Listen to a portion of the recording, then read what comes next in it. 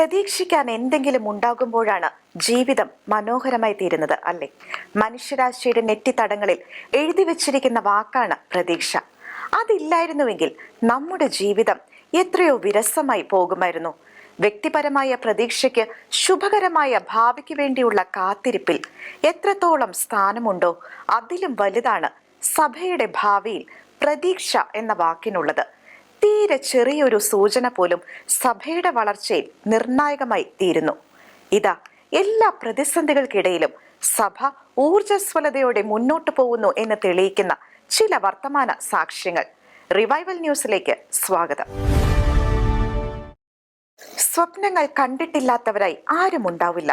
ഉറങ്ങുമ്പോൾ കാണുന്നവയല്ല, ഉണർന്നിരിക്കുമ്പോൾ കാണേണ്ടവയാണ് സ്വപ്നങ്ങൾ എന്നാണ് മുൻ രാഷ്ട്രപതി അബ്ദുൽ കലാമിന്റെ വാക്കുകൾ. കാരണം ഉണർന്നിരിക്കുമ്പോൾ കാണുന്ന സ്വപ്നമാണ് നമ്മെ മുന്നോട്ട് നയിക്കുന്നത്, പ്രതീക്ഷിക്കാൻ വക നൽകുന്നത്. എന്നിട്ടും ഉറക്കത്തിൽ കണ്ട സ്വപ്നം ഒരു മനുഷ്യനെ അടിമുടി മാറ്റിമറിച്ചു. അവൻ കണ്ടത് സാധാരണ സ്വപ്നമല്ലായിരുന്നു, സാധാരണ വ്യക്തിയും അല്ലായിരുന്നു. അതുകൊണ്ട് ആ സ്വപ്നത്തെക്കുറിച്ച് തന്നെ ആവട്ടെ ആദ്യം. ഇംഗ്ലണ്ടിലെ ബർമിംഗ്ഹാമിൽ നിന്നുള്ള ടിക്ടോക്കർ കിയോസ് 1,00,000-ലധികം ഫോളോവേഴ്സുള്ള പ്രമുഖ ഇസ്ലാമിക സോഷ്യൽ മീഡിയ ഇൻഫ്ലുവൻസർ ആയിരുന്നു. ഇസ്ലാമിക വിശ്വാസത്തെ പ്രതിരോധിക്കുന്ന വീഡിയോകളും വിശദീകരണങ്ങളുമായി സാമൂഹിക മാധ്യമങ്ങളിൽ സജീവമായിരുന്ന അദ്ദേഹം ഇപ്പോൾ താൻ യേശുക്രിസ്തുവിനെ സ്വീകരിച്ചതിന്റെ കാരണങ്ങൾ പരസ്യമായി പങ്കുവച്ചിരിക്കുകയാണ്. നിരീശ്വരവാദികളായ മാതാപിതാക്കളുടെ കുടുംബത്തിലാണ് കിയോസ് വളർന്നത്. ജീവിതത്തിന്റെ അർത്ഥവും ദൈവത്തെക്കുറിച്ചുള്ള സത്യവും കണ്ടെത്താനുള്ള അന്വേഷണത്തിൽ വർഷങ്ങളോളം തത്വചിന്തയും ആത്മീയതയും പഠിച്ച അദ്ദേഹം 25-ാം വയസ്സിൽ ഇസ്ലാം മതം സ്വീകരിച്ചു. തുടർന്ന് ദിവസേന മതാനുഷ്ഠാനങ്ങൾ നിർവഹിക്കുകയും ഇസ്ലാമിക പഠനങ്ങളിൽ ആഴത്തിൽ മുഴുകുകയും വിശ്വാസത്തെ പ്രചരിപ്പിക്കുന്ന പ്രമുഖ ടിക്ടോക്ക് കണ്ടന്റ് ക്രിയേറ്ററായി മാറുകയും ചെയ്തു. എന്നാൽ കാലക്രമേണ ചില അടിസ്ഥാന ദൈവശാസ്ത്ര ചോദ്യങ്ങൾക്ക് വ്യക്തമായ ഉത്തരങ്ങൾ കണ്ടെത്താൻ കഴിയാതെ വന്നതോടെ അദ്ദേഹം വീണ്ടും സത്യാന്വേഷണത്തിലേക്ക് തിരിഞ്ഞു. തന്റെ സംശയങ്ങളുമായി നിശബ്ദമായി പോരാടിക്കൊണ്ടിരുന്ന ആ ദിവസങ്ങളിലാണ് ജീവിതത്തെ മാറ്റിമറിച്ച അനുഭവമുണ്ടായതെന്ന് കിയോസ് സാക്ഷ്യപ്പെടുത്തുന്നു. തുടർച്ചയായി 3 രാത്രികളിൽ യേശുക്രിസ്തുവിനെ സ്വപ്നത്തിൽ കണ്ടുവെന്നാണ് അദ്ദേഹത്തിന്റെ വെളിപ്പെടുത്തൽ. താൻ സാധാരണയായി സ്വപ്നങ്ങൾ കാണാറില്ലെന്നും അതിനാൽ ഈ അനുഭവം യേശുക്രിസ്തുവിനെ ഗൗരവമായി അന്വേഷിക്കുവാനുള്ള ദൈവത്തിന്റെ ക്ഷണമായാണ് താൻ സ്വീകരിച്ചതെന്നും അദ്ദേഹം പറയുന്നു. അതിനുശേഷം ക്രൈസ്തവ വിശ്വാസത്തെ ആഴത്തിൽ പഠിക്കാൻ തുടങ്ങിയ കിയോസ് ദൈവത്തെക്കുറിച്ചുള്ള തന്റെ ധാരണ പൂർണ്ണമായും മാറിയെന്ന് പറയുന്നു. വിശ്വാസമെന്നത് വെറും നിയമങ്ങളും ആചാരങ്ങളും പാലിക്കുന്നതല്ലെന്നും സ്നേഹനിധിയായ രക്ഷകനായ യേശുക്രിസ്തുവുമായുള്ള വ്യക്തിപരമായ ബന്ധമാണെന്നും താൻ തിരിച്ചറിഞ്ഞുവെന്ന് അദ്ദേഹം പറയുന്നു. സ്വന്തം ഭാഷയിൽ ഹൃദയത്തിൽ നിന്ന് ദൈവത്തോട് പ്രാർത്ഥിക്കാൻ തുടങ്ങിയപ്പോൾ മുമ്പൊരിക്കലും അനുഭവിക്കാത്ത സമാധാനം ലഭിച്ചുവെന്നും കിയോസ് സാക്ഷ്യപ്പെടുത്തുന്നു. എന്നാൽ യേശുക്രിസ്തുവിനെ സ്വീകരിച്ചെന്ന തന്റെ പരസ്യ പ്രഖ്യാപനത്തിന് വലിയ വിലയാണ് അദ്ദേഹത്തിന് നൽകേണ്ടി വന്നത്. മുൻ അനുയായികളിൽ പലരും അധിക്ഷേപങ്ങളും അപവാദ പ്രചരണങ്ങളും നടത്തി. ചിലർ വധഭീഷണികൾ പോലും മുഴക്കിയെന്നും അദ്ദേഹം വെളിപ്പെടുത്തി. എന്നിരുന്നാലും യേശുക്രിസ്തുവിന് തന്റെ ജീവിതം സമർപ്പിച്ചെന്നും സത്യത്തെ പിന്തുടരുവാനുള്ള തീരുമാനത്തിൽ നിന്ന് ഒരിക്കലും പിന്മാറില്ലെന്നും കിയോസ് വ്യക്തമാക്കുന്നു. ഇന്നും അപ്രതീക്ഷിതമായ വഴികളിലൂടെ മനുഷ്യഹൃദയങ്ങളെ യേശുക്രിസ്തു തന്നിലേക്ക് വിളിച്ചുകൊണ്ടിരിക്കുകയാണെന്നതിന്റെ ശക്തമായ സാക്ഷ്യമാണ് തന്റെ ജീവിതമെന്നും അദ്ദേഹം പറയുന്നു. യഥാർത്ഥ വഴിയിൽ എത്തും വരെ തെറ്റായ വഴികളിലൂടെ സഞ്ചരിച്ച് പലതരത്തിലുള്ള അസ്വസ്ഥതകൾ അനുഭവിക്കുന്നവരാണ് ചിലരൊക്കെ. ഗൂഗിൾ മാപ്പ് വഴി തെറ്റിക്കുന്നത് പോലെയാണ് അത്തരം കാര്യങ്ങൾ. എന്നാൽ നേരത്തെ തന്നെ കൃത്യമായ വഴി വ്യക്തമായി മനസ്സിലാക്കിയിട്ടുണ്ടെങ്കിൽ യാത്ര സുഖകരമായിരിക്കും. ടിക്ടോക്കർ കിയോസ് ഇപ്പോൾ അങ്ങനെ ഒരു വഴി കണ്ടെത്തിയിരിക്കുകയാണ്. ഇനി അദ്ദേഹത്തിന്റെ യാത്രകൾ സന്തോഷപ്രദമായിരിക്കും. എല്ലാവിധ പ്രാർത്ഥന ആശംസകളും നമുക്ക് അദ്ദേഹത്തിന് നേരാം. ക്രിസ്തുവിനെ കൂടുതൽ പേർ അറിഞ്ഞു തുടങ്ങുകയും അവിടുത്തെ സ്നേഹത്തിലേക്ക് നടന്നടുക്കുകയും ചെയ്യുന്നു എന്നത് എത്രയോ ശുഭകരമായ വാർത്തയാണ്. വർത്തമാനകാലത്തിൽ ഇന്നേറെ അപവദിക്കപ്പെട്ടുകൊണ്ടിരിക്കുന്ന ഒന്നാണ് സന്യസ്ത ജീവിതം എന്ന് പറയേണ്ടി വരുന്നതിൽ ഏറെ ഖേദമുണ്ട്. നിറം പിടിപ്പിച്ച കഥകൾ വഴിയും മഞ്ഞ കണ്ണുകൾ കൊണ്ടും വിലയിരുത്തപ്പെടുമ്പോൾ സമൂഹ മാധ്യമങ്ങളിൽ തെറ്റിദ്ധരിക്കപ്പെടുന്നത് സന്യസ്ത സമൂഹത്തിന്റെ വിശുദ്ധിയും നൈർമല്യവും നിസ്വാർത്ഥതയും ആത്മാർത്ഥതയുമാണ്. സന്യസ്ത ജീവിതം എന്താണെന്ന് കൃത്യമായി മനസ്സിലാക്കാത്തത് കൊണ്ട് മാത്രമല്ല, ഒളിപ്പിച്ചു വെച്ചിരിക്കുന്ന അജണ്ടകൾ കൊണ്ടും ആസൂത്രിതമായ തന്ത്രങ്ങൾ കൊണ്ടും സന്യസ്ത ജീവിതത്തെ അപമാനിക്കാൻ ചിലർ കച്ചകെട്ടി ഇറങ്ങിയിരിക്കുന്നത് കൊണ്ടാണ് ഇപ്രകാരം സംഭവിക്കുന്നത്. അതുകൊണ്ടാണ് നമ്മുടെ സാഹിത്യത്തിലും സിനിമയിലും സന്യസ്തരെ മോശക്കാരായി ചിത്രീകരിക്കുന്നത്. പക്ഷേ ഈ പ്രവണത നമ്മുടെ നാട്ടിൽ മാത്രമേ ഉള്ളൂ എന്ന് വ്യക്തമാക്കുന്നതാണ് സ്പെയിനിൽ അടുത്ത കാലത്ത് പുറത്തിറങ്ങി സാമ്പത്തികമായും കലാപരമായും വിജയിച്ച സൺഡേസ് എന്ന ചിത്രം. È una cosa seria, una vocazione. സ്പെയിനിലെ കത്തോലിക്ക സന്യാസ ജീവിതത്തിന്റെ പശ്ചാത്തലത്തിൽ നിർമ്മിച്ച സൺഡേസ് എന്ന ചലച്ചിത്രം വൻ വിജയം നേടി സിനിമാ ലോകത്ത് ചരിത്രം കുറിക്കുന്നു. നിരീശ്വര ചിന്തകയായ അലൗഡ റൂയിസ് ഡി അസുവ സംവിധാനം ചെയ്ത ഈ ചിത്രം വൻ ജനപ്രീതി നേടുന്നതിനോടൊപ്പം സ്പെയിനിലെ പ്രശസ്തമായ ഗോയ അവാർഡുകളും സ്വന്തമാക്കി. 17 വയസ്സുള്ള ഐനാര എന്ന പെൺകുട്ടി പഠനം ഉപേക്ഷിച്ച് മിണ്ടാമട കന്യാസ്ത്രീയാകാൻ തീരുമാനിക്കുന്നതും തുടർന്ന് അവളുടെ കുടുംബത്തിലുണ്ടാകുന്ന മാനസികവും ആശയത്തിലുള്ളതുമായ സംഘർഷങ്ങളുമാണ് ചിത്രത്തിന്റെ ഇതിവൃത്തം. മതേതര രാജ്യമായ സ്പെയിനിൽ 500 മില്യണിലധികം ആളുകൾ തിയേറ്ററുകളിൽ കണ്ട ഈ ചിത്രം സന്യാസ ജീവിതത്തെ വെറുമൊരു നിഷേധമായല്ല, മറിച്ച് സ്നേഹത്തിന്റെ മറ്റൊരു രൂപമായാണ് അടയാളപ്പെടുത്തുന്നത്. അടിച്ചേൽപ്പിക്കലുകളില്ലാതെ വിചാരണയറ്റ നിഷ്പക്ഷതയോടെയാണ് സംവിധായക ഈ വിഷയത്തെ സമീപിച്ചിരിക്കുന്നത്. നവാഗതയായ ബ്ലാങ്ക സോറോയ പ്രധാന കഥാപാത്രത്തെ അവതരിപ്പിച്ച ഈ ചിത്രം സാൻ സെബാസ്റ്റ്യൻ ഫിലിം ഫെസ്റ്റിവലിലെ ഏറ്റവും ഉയർന്ന പുരസ്കാരമായ ഗോൾഡൻ ഷില്ലും കരസ്ഥമാക്കിയിരുന്നു.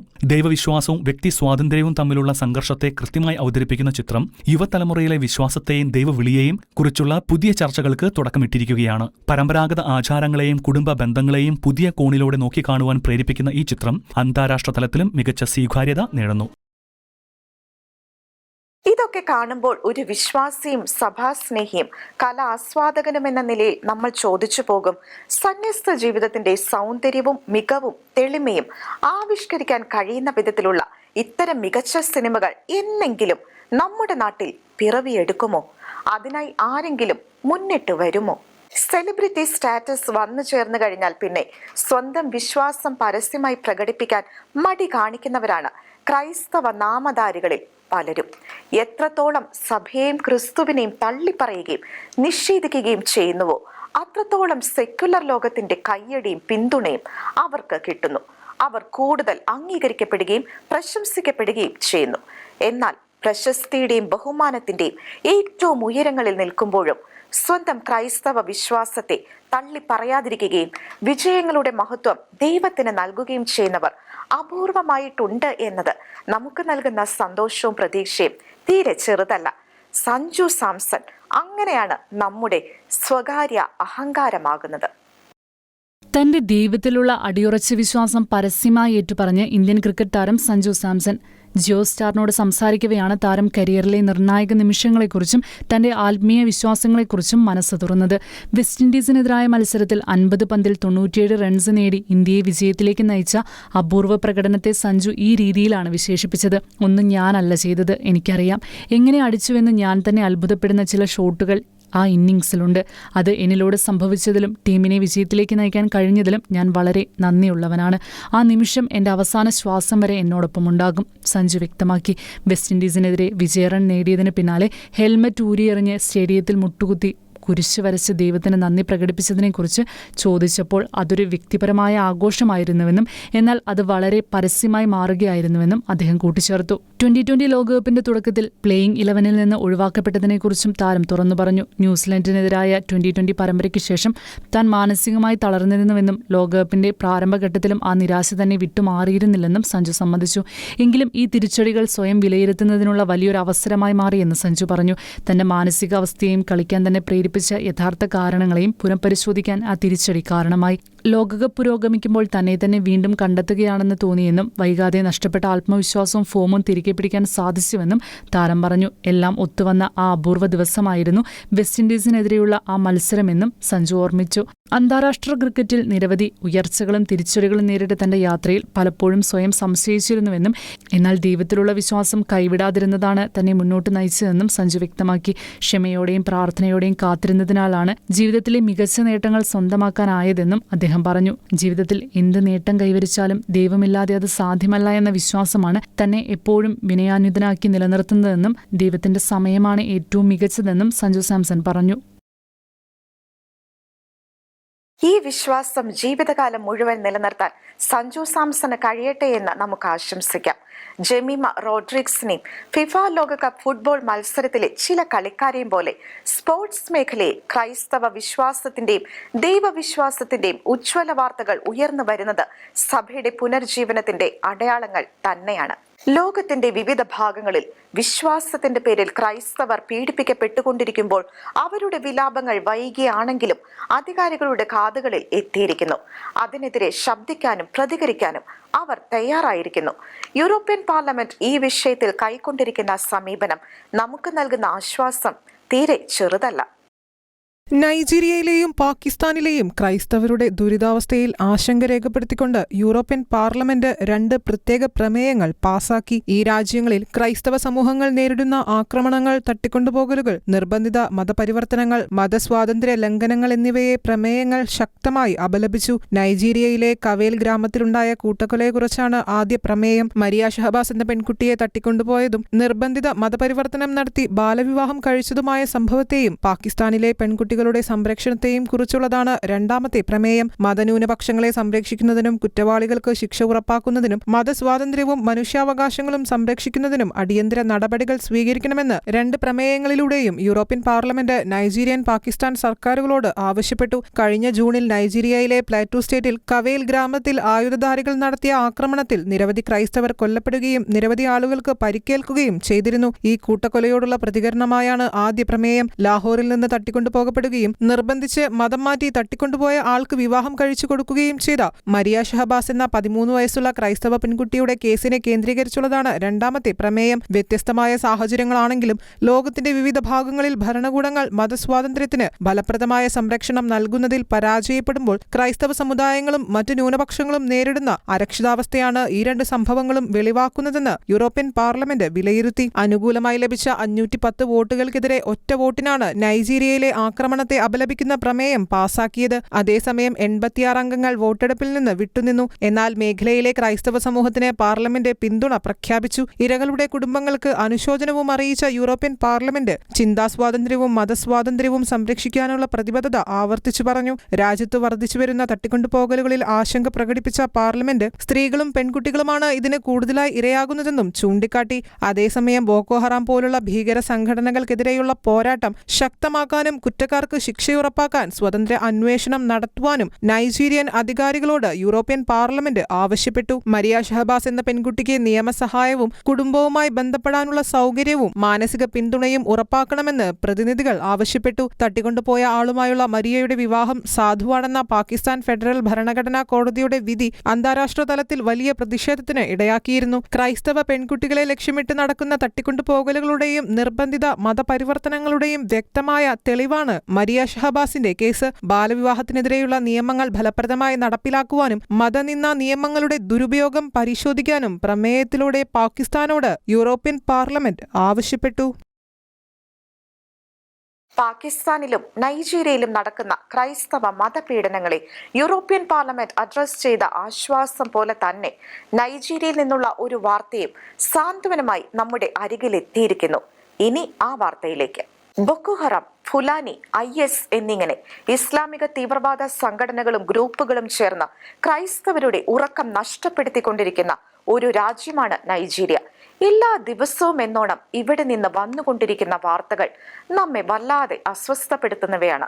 ഭരണകൂടത്തിന്റെ നിഷ്ക്രിയതയും അനാസ്ഥയും നൈജീരിയയിലെ ക്രൈസ്തവരുടെ ദുരിതത്തിന്റെ ആക്കം വർദ്ധിപ്പിക്കുന്നതിൽ പ്രധാന പങ്ക് വഹിച്ചിട്ടുണ്ട്.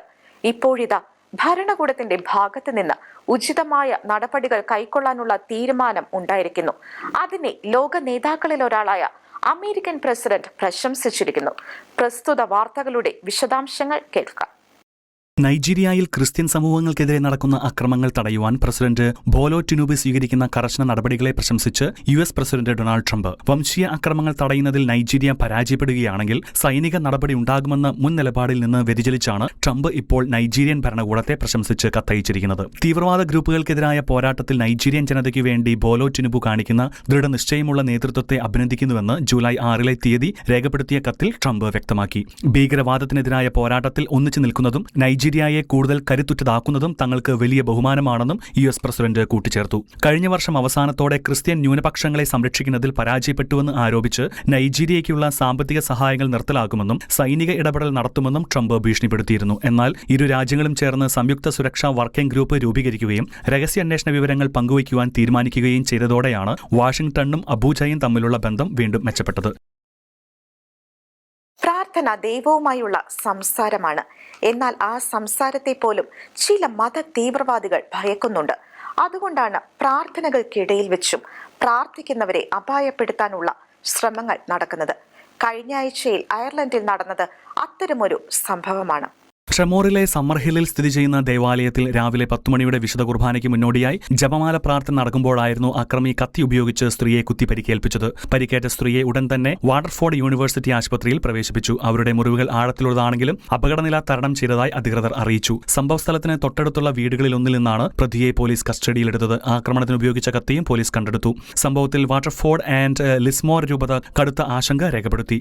ഭയപ്പെടുത്തുന്ന ഈ സാഹചര്യത്തിലും പരിക്കേറ്റ സ്ത്രീയെ സഹായിക്കാൻ മുന്നോട്ട് വന്ന ഇടവകക്കാരുടെ ധൈര്യത്തെ രൂപത പ്രശംസിച്ചു. പെട്ടെന്നുണ്ടായ ഈ അക്രമ സംഭവം പ്രദേശവാസികളിലും ഇടവകങ്ങളിലും വലിയ ഭീതി പരത്തിയിട്ടുണ്ട്. സംഭവവുമായി ബന്ധപ്പെട്ട് കൂടുതൽ അന്വേഷണം നടത്തിവരികയാണെന്ന് പോലീസ് അറിയിച്ചു. പരിശുദ്ധ അമ്മയെ ആശ്രയമായും അഭയമായും മുറുകെ പിടിച്ചിരിക്കുന്ന വ്യക്തികൾ ആരും ഒരിക്കലും കൈവിടപ്പെട്ടിട്ടില്ല. വെടിയുണ്ടകൾ പാഞ്ഞു വന്നിട്ടും ജീവൻ നഷ്ടപ്പെടാതെ തന്നെ കാത്തുരക്ഷിച്ചത് പരിശുദ്ധ അമ്മയായിരുന്നുവെന്ന് വിശുദ്ധ ജോൺ പോൾ രണ്ടാമൻ പാപ്പ ഉറച്ച് വിശ്വസിച്ചിരുന്നു. എന്റെ അമ്മേ, ഞാൻ പൂർണ്ണമായും അമ്മയുടേതാണ് എന്ന പ്രാർത്ഥന പോലും രൂപപ്പെട്ടിരിക്കുന്നത് അത്തരം ചില അനുഭവങ്ങളിൽ നിന്നാണ്. പരിശുദ്ധ അമ്മയിലുള്ള ആ വിശ്വാസം നമുക്കും ഏറ്റുപറയാം. വിശ്വാസയാത്രയിൽ പരിശുദ്ധ അമ്മയ്ക്കൊപ്പം സഞ്ചരിക്കാൻ ഇത്തരം വാർത്തകൾ നമുക്ക് പ്രചോദനമായി തീരട്ടെ. ദേവാലയങ്ങൾ ഒരു നാടിന്റെ ആത്മീയ കേന്ദ്രങ്ങൾ മാത്രമല്ല, അവ ചരിത്രത്തിന്റെയും സംസ്കാരത്തിന്റെയും ഭാഗം കൂടിയാണ്. ക്രൈസ്തവ വിശ്വാസത്തിന്റെ ഭാഗമായി മാത്രം അത് വിലയിരുത്തപ്പെടുന്നത് കൊണ്ടാണ് ഒരു ദേവാലയം ആക്രമിക്കുമ്പോൾ ക്രൈസ്തവ വിശ്വാസത്തെ തന്നെ തുടച്ചു നീക്കി കളയാമെന്ന മൂഢവിചാരത്തിൽ എത്തുന്നത്. അത്തരമൊരു മൂഢവിചാരത്തിന്റെ ഫലമായുണ്ടായ വാർത്തയാവാം അവസാനമായി. അമേരിക്കയിലെ മെയിൽ സംസ്ഥാനത്തെ ചരിത്രപ്രസിദ്ധമായ ഡെന്നിസ്വിൽ എയ്മണ്ട് കോൺഗ്രിഗേഷൻ ദേവാലയത്തിലുണ്ടായ തീപിടുത്തം ആസൂത്രിതമെന്ന് അന്വേഷണ സംഘം. തീവെപ്പ് ആക്രമണമായിരുന്നുവെന്ന് അന്വേഷണത്തിൽ വ്യക്തമായി. ജൂലൈ 20 രാവിലെയാണ് 192 വർഷം പഴക്കമുള്ള ഈ ചരിത്രപ്രസിദ്ധമായ ദേവാലയത്തിൽ തീപിടുത്തമുണ്ടായത്. തീപിടുത്തത്തെ തുടർന്ന് നടത്തിയ അന്വേഷണത്തിലാണ് Maine state fire marshal office ഇത് മനഃപൂർവ്വം അഗ്നിക്കിരയാക്കിയതാണെന്ന് സ്ഥിരീകരിച്ചത്. ദേവാലയത്തിന്റെ പിൻഭാഗത്തു നിന്നാണ് തീപിടുത്തം ആരംഭിച്ചത്. അഗ്നിശമന സേനയുടെ സമയോചിത ഇടപെടലിനെ തുടർന്ന് തീ വേഗത്തിൽ നിയന്ത്രണ വിധേയമാക്കിയതിനാൽ കേടുപാടുകൾ പ്രധാനമായും ദേവാലയത്തിന്റെ പുറംഭാഗത്ത് മാത്രമായി ഒതുങ്ങി. സംഭവം നടക്കുമ്പോൾ ദേവാലയത്തിനുള്ളിൽ ആരുമുണ്ടായിരുന്നില്ല. അതിനാൽ ആളപായമോ പരിക്കുകളോ റിപ്പോർട്ട് ചെയ്തിട്ടില്ല. 1834 സ്ഥാപിതമായ ഈ ചരിത്ര ദേവാലയത്തിന്റെ ഉൾഭാഗത്തിന് കാര്യമായ നാശനഷ്ടമുണ്ടായിട്ടില്ല. തീപിടുത്തത്തിന് പിന്നിലെ പ്രതികളെ കണ്ടെത്തുന്നതിനായി അന്വേഷണം തുടരുകയാണെന്നും സംഭവവുമായി ബന്ധപ്പെട്ട വിവരങ്ങൾ ലഭിക്കുന്നവർ അധികൃതരെ അറിയിക്കണമെന്നും ഫയർ മാർഷൽ ഓഫീസ് അറിയിച്ചു. കുറ്റവാളികളെ നിയമത്തിന്റെ മുൻപിൽ കൊണ്ടുവരുന്നത് നീതിയുടെ ഭാഗമാണ്.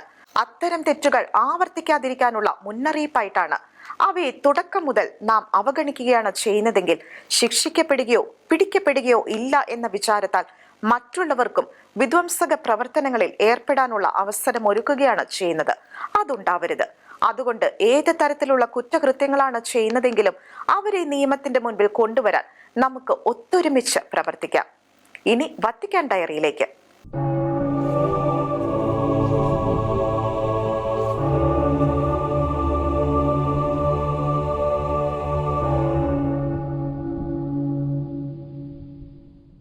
എല്ലാ പ്രേക്ഷകർക്കും വത്തിക്കാൻ ഡയറിയിലേക്ക് സ്വാഗതം. ലോകസമാധാനത്തെക്കുറിച്ച് ലയോ പതിനാലാമൻ പാപ്പയുടെ ചിന്തകളും പ്രസംഗങ്ങളും കോർത്തിണക്കിക്കൊണ്ടുള്ള പുതിയ പുസ്തകം വരുന്നു. Disarmed and disarming peace is a gift എന്നാണ് പേര്. 2025 മെയ് 8 ലയോ പാപ്പ പത്രോസിന്റെ സിംഹാസനത്തിലെത്തിയ നാൾ മുതൽ നൽകിയ സമാധാനത്തെക്കുറിച്ചുള്ള പ്രസംഗങ്ങളുടെ സമാഹാരമാണ് പുസ്തകം. ഇതിനു പുറമെ സമാധാനത്തെക്കുറിച്ചുള്ള പാപ്പയുടെ ആമുഖവും പുസ്തകത്തിൽ ചേർത്തിട്ടുണ്ട്. ലയോ പതിനാലാമൻ പാപ്പയുടെ പേരിൽ ആദ്യമായി അന്താരാഷ്ട്ര പുരസ്കാരം ഏർപ്പെടുത്തി. പരിസ്ഥിതി സംരക്ഷണത്തിലും സമഗ്ര മനുഷ്യ വികസനത്തിലും ശ്രദ്ധേയമായ സംഭാവനകൾ നൽകിയ വ്യക്തികളെയും സ്ഥാപനങ്ങളെയുമാണ് പോപ്പ് ലിയോ 14 സസ്റ്റൈനബിലിറ്റി മെഡൽ നൽകി ആദരിക്കുന്നത്. ആദ്യ മെഡൽ സമർപ്പണം ഒക്ടോബറിൽ കാസൽ ഗൊണ്ടോൾഫോയിലെ ലൗദാത്തോസി ഉദ്യാനത്തിൽ വെച്ച് നടക്കും. ലയോ പാപ്പ നേരിട്ട് നൽകുന്നു എന്നതാണ് ഈ അംഗീകാരത്തിന്റെ മറ്റൊരു പ്രത്യേകത. പെൻസിൽവാനിയയിലെ വില്ലനോവ യൂണിവേഴ്സിറ്റിയാണ് ഈ അവാർഡ് ഏർപ്പെടുത്തിയിരിക്കുന്നത്. വില്ലനോവ യൂണിവേഴ്സിറ്റിയിൽ നിന്നാണ് റോബർട്ട് പ്രീവോസ്റ്റ് എന്ന ലയോ 14 പാപ്പ 1977 മാത്തമാറ്റിക്സിൽ ബാച്ചുലർ ഡിഗ്രിയും 2014 ഓണററി ഡോക്ടറേറ്റും നേടിയത്. 2 വർഷം കൂടുമ്പോൾ തുടർച്ചയായി ഈ പുരസ്കാരം നൽകും. ക്യൂബൻ ദേശീയതയുടെ സ്ഥാപകനായ ഫാദർ ഫെലിക്സ് വരേലയെ കുറിച്ചുള്ള ജീവചരിത്രം ആദ്യമായി ഇറ്റാലിയൻ ഭാഷയിൽ വത്തിക്കാൻ പ്രസാധന വിഭാഗം പുറത്തിറക്കി. മോൺസിഞ്ഞോർ കാരോലോസ് ഡി സെസ്പെഡസ് ആണ് പുസ്തകത്തിന്റെ രചയിതാവ്. 208 പേജുള്ള പുസ്തകം ജൂലൈ 9 പുറത്തിറങ്ങിയത്.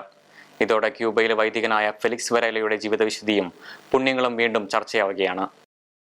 വത്തിക്കാനും ചൈനയും തമ്മിലുള്ള ഉടമ്പടിയുടെ അടിസ്ഥാനത്തിൽ ചൈനയിലേക്ക് പുതിയ മെത്രാനെ ലയോ പൊന്നലമൻ പാപ്പ നിയമിച്ചു. ചൈനയിലെ മംഗോളിയ റീജിയനിലെ ഷിഫിങ്ങിലേക്കാണ് പുതിയ മെത്രാൻ നിയമിതനായിരിക്കുന്നത്. Father Joseph Chang Yang Feng ആണ് നവമെത്രാൻ. ഇദ്ദേഹത്തിന്റെ മെത്രാഭിഷേകം കഴിഞ്ഞ ബുധനാഴ്ച നടന്നു. കാസൽ ഗൊണ്ടോൽഫിൽ വിശ്രമത്തിനായി പോയിരിക്കുന്ന ലയോ പൊന്നലമൻ പാപ്പ 2 തീർത്ഥാടനങ്ങൾ നടത്തി. വെല്ലപിയേട്രയിലെ മോസ്റ്റ് ഹോളി ട്രിനിറ്റി സാങ്ച്വറിയും സുബിയാക്കോയിലെ സെന്റ് ബെനഡിക്ട് മൊണാസ്ട്രിയുമാണ് പാപ്പ സന്ദർശിച്ചത്. ആദ്യം പാപ്പ പോയത് വല്ലപിയേട്രയിലേക്കാണ്. അവിടെ മോസ്റ്റ് ഹോളി ട്രിനിറ്റി സാങ്ച്വറി സന്ദർശിച്ച പാപ്പ സന്നിഹിതരായ വിശ്വാസികളെയും അഭിവാദ്യം ചെയ്തു. അവിടെ നിന്ന് പാപ്പ നേരെ പോയത് സുബിയാക്കോയിലെ സെന്റ് ബെനഡിക്ട് മൊണസ്ട്രിയിലേക്കാണ്. വിശുദ്ധന്റെ സഹോദരി വിശുദ്ധ സ്കൊലാസ്റ്റിക്കയുടെ ആശ്രമവും പാപ്പ സന്ദർശിച്ചു. നഴ്സയ്യയിലെ വിശുദ്ധ ബെനഡിക്റ്റിന്റെ കബറിടത്തിലെത്തിയ പാപ്പ പ്രാർത്ഥിച്ചത് ലോക സമാധാനത്തിനു വേണ്ടിയായിരുന്നു. കാസൽ ഗൊണ്ടോൽഫോയിൽ ജൂലൈ 5 മുതൽ അവധിക്കാലം ചെലവഴിക്കുന്ന പാപ്പ ഇതിനിടയിൽ 2 പൊതുവേദികളിലാണ് പങ്കെടുത്തത്. ദരിദ്രർക്കൊപ്പം ഭക്ഷണം കഴിക്കാൻ ജൂലൈ 11-നും സമ്മർ കൺസേർട്ടിനു വേണ്ടി ജൂലൈ 18-നും. അവധിക്കാലമായിരുന്നതുകൊണ്ട് ബുധനാഴ്ചകളിലെ പൊതുദർശനമോ സ്വകാര്യ ചടങ്ങുകളോ ഉണ്ടായിരുന്നില്ല. ഇറ്റലിയുടെ പ്രസിഡന്റ് മത്തറെല്ലയുടെ 85ാം ജന്മദിനത്തിൽ ആശംസകൾ നേർന്ന ലയോ പൊന്നലമൻ പാപ്പ. ടെലഗ്രാം സന്ദേശത്തിലൂടെയാണ് പാപ്പ പ്രസിഡന്റിന് ആശംസകൾ നേർന്നത്. ജൂലൈ 23-നായിരുന്നു പ്രസിഡന്റിന്റെ ജന്മദിനം. സുഗമമായി ഭരണം മുന്നോട്ട് കൊണ്ടുപോകുന്നതിന് ഇറ്റലിയുടെ സ്വർഗീയ മധ്യസ്ഥരായ അസീസിയിലെ വിശുദ്ധ ഫ്രാൻസിസിന്റെയും സിയന്നയിലെ വിശുദ്ധ കാതറിന്റെയും സംരക്ഷണത്തിന് പ്രസിഡന്റിനെ സമർപ്പിച്ചുകൊണ്ടാണ് പാപ്പ സന്ദേശം അവസാനിപ്പിച്ചിരിക്കുന്നത്. ബ്രസീലിലെ ഫോർട്ടോ പലസയിൽ നടന്ന ഹല്ലേലൂയ ഫെസ്റ്റിവൽ 2026 പങ്കെടുത്ത യുവജനങ്ങളെ വീഡിയോ സന്ദേശത്തിലൂടെ മാർപ്പാപ്പ അഭിസംബോധന ചെയ്തു. യുവജനങ്ങളുടെ ഉത്സാഹം സഭയ്ക്ക് പുതിയ പ്രേക്ഷിത ചൈതന്യം നൽകുന്നുവെന്നും ലോകത്തെ മാറ്റിമറിക്കാൻ ആവശ്യമായ മിഷണറി ചൈതന്യം യുവജനങ്ങളിലുണ്ടെന്നും പാപ്പ ഓർമ്മിപ്പിച്ചു. ക്രിസ്തുവില്ലാത്ത ജീവിതം കൃപയില്ലാത്ത ജീവിതമാണെന്ന് ഓർമ്മിപ്പിച്ച പാപ്പ അവിടുന്നാണ് വഴിയും സത്യവും ജീവനുമെന്ന് പ്രഖ്യാപിക്കാനും യുവജനങ്ങളെ ആഹ്വാനം ചെയ്തു. ബ്രസീലിൽ എന്നതുപോലെ പോർച്ചുഗലിലെ ലെമഗോയിൽ നടക്കുന്ന 2ാമത് ദേശീയ യുവജന ദിനമായ റിജോയ്സ് സമ്മേളനത്തിനും പാപ്പ വീഡിയോ സന്ദേശം നൽകി. കർത്താവിൽ എപ്പോഴും സന്തോഷിക്കുവിനെന്ന വിശുദ്ധ പൗലോസ് അപ്പസ്തോലന്റെ വാക്കുകൾ ഉദ്ധരിച്ച പാപ്പ ക്രിസ്തുവിലുള്ള ഐക്യമാണ് നമ്മുടെ സന്തോഷത്തിന്റെ യഥാർത്ഥ കാരണമെന്ന് യുവജനങ്ങളെ ഓർമ്മിപ്പിച്ചു. സത്യത്തിനും നീതിക്കും കാരുണ്യത്തിനുമായി ദാഹിക്കുന്ന യുവജനങ്ങൾ ലോകത്തിന്റെ വലിയ പ്രകാശമാണെന്നും പാപ്പ പറഞ്ഞു. പെറുവിൽ സംഘടിപ്പിക്കപ്പെട്ട രൂപത യുവജന സംഗമത്തെയും പാപ്പ അഭിസംബോധന ചെയ്തു. യുവജനങ്ങളെ അഭിസംബോധന ചെയ്യുന്നതിൽ തനിക്കുള്ള അതിയായ സന്തോഷം രേഖപ്പെടുത്തിയ പാപ്പ യേശുക്രിസ്തുവിലുള്ള വിശ്വാസം പങ്കുവയ്ക്കാൻ യുവജനങ്ങളെ ആഹ്വാനം ചെയ്തു. ജൂലൈ 20 മുതൽ 26 വരെ ഇന്തോനേഷ്യയിലെ ജക്കാർത്തയിൽ നടന്ന ഏഷ്യയിലെ മെത്രാൻ സമിതികളുടെ ഫെഡറേഷന്റെ 12ാമത് പ്ലീനറി അസംബ്ലിയെ വീഡിയോ സന്ദേശത്തിലൂടെ മാർപ്പാപ്പ അഭിസംബോധന ചെയ്തു. സമ്മേളനത്തിന് തന്റെ ആത്മീയമായി സാമീപ്യം അറിയിച്ച പാപ്പ പരിശുദ്ധാത്മാവിന്റെ പ്രചോദനം സ്വീകരിക്കാൻ എല്ലാവരെയും ക്ഷണിച്ചു. സഭയ്ക്കുള്ളിലെ കൂട്ടായ്മയുടെ പ്രാധാന്യം എടുത്തു പറഞ്ഞ പാപ്പ ഏഷ്യയിലുടനീളം പാലങ്ങൾ പണിയുന്നവരാകാൻ മെത്രാന്മാരെ ക്ഷണിച്ചു. വിവിധ വംശങ്ങളിലും സംസ്കാരങ്ങളിലും കഴിവുകളിലും ഉത്തരവാദിത്തങ്ങളിലുമുള്ള ആളുകളുടെ കൂട്ടായ്മയാണ് സഭയെങ്കിലും എല്ലാവരും യേശുക്രിസ്തുവിൽ ഒന്നാണെന്ന് ലയോ പൊന്നലമൻ പാപ്പ. കാസൽ ഗൊണ്ടോൽഫയിലെ ലിബർട്ടി സ്ക്വയറിൽ വെച്ച് ത്രികാല ജപ പ്രാർത്ഥന നയിച്ച് സന്ദേശം നൽകുകയായിരുന്നു പാപ്പ. പരിശുദ്ധ സുവിശേഷത്തിൽ പരാമർശിക്കുന്ന നിഗൂഢമായ നിധിയും വിലയേറിയ മുത്തും ചിതറിപ്പോയവരെ ഒരുമിച്ച് കൂട്ടുന്ന വലയും യേശുക്രിസ്തു തന്നെയാണ്. സാധാരണഗതിയിൽ ഒരിക്കലും ഒന്നിച്ചു വരാൻ സാധ്യതയില്ലാത്ത മനുഷ്യരെയാണ് യേശു തന്റെ ചുറ്റും ഒരുമിച്ച് കൂട്ടിയത് എന്ന് നിരീക്ഷിച്ച പാപ്പ ദൈവം ആരെയും പക്ഷപാതപരമായി പരിഗണിക്കുന്നില്ലെന്നും അവിടുത്തെ തെരഞ്ഞെടുപ്പ് വഴി വ്യക്തമാകുന്നത് എളിയവരോടും പാർശ്വവൽക്കരിക്കപ്പെട്ടവരോടുമുള്ള മുൻഗണന തന്നെയാണെന്നും വ്യക്തമാക്കി. മധ്യപൂർവേഷ്യയിലെ രൂക്ഷമായ യുദ്ധ സാഹചര്യത്തെക്കുറിച്ചും പാപ്പ സംസാരിച്ചു. സാധാരണക്കാരുടെ ജീവിതം ദുസ്സഹമാകുന്ന കാരണങ്ങൾ വിശദീകരിച്ച പാപ്പ യുദ്ധം മൂലം ദുരിതമനുഭവിക്കുന്ന ലോകത്തിലെ എല്ലാ ജനങ്ങൾക്കും വേണ്ടി പ്രാർത്ഥിച്ചു. അനുരഞ്ജനവും സമാധാനവും ഉടനെ കൈവരിക്കുന്നതിനായി കർത്താവ് അധികാരികളുടെ ഹൃദയങ്ങളെ സ്പർശിക്കട്ടെ, പാപ്പ ആശംസിച്ചു. കത്തോലിക്ക സഭയുടെ ഇന്ന് കാണുന്ന വളർച്ച ഒരു നിമിഷം കൊണ്ടുണ്ടായതല്ല. ചോര ചിന്തിയും ജീവൻ വെടിഞ്ഞും നേടിയെടുത്തതാണ് അത്. നാളെയും കാര്യങ്ങൾ ശുഭകരമായിരിക്കുമെന്ന് സഭ വിശ്വസിക്കുന്നില്ല. പക്ഷെ ഒരു കാര്യത്തിൽ മാത്രമേ സഭയ്ക്ക് ഉറപ്പുള്ളൂ. സഭാവിശ്വാസികൾ വരികയും പോവുകയും ചെയ്യുമ്പോഴും സഭ എന്നും ഇവിടെ ഉണ്ടാകും, പാറയിൽ പണിത വീട് പോലെ. പീഠത്തിൽ കൊളുത്തിയ വിളക്ക് പോലെ. റിവൈവൽ ന്യൂസ് നമ്മുടെ സഭാത്മക പ്രവർത്തനങ്ങൾക്ക് കൂടുതൽ ഉന്മേഷം പകരട്ടെ.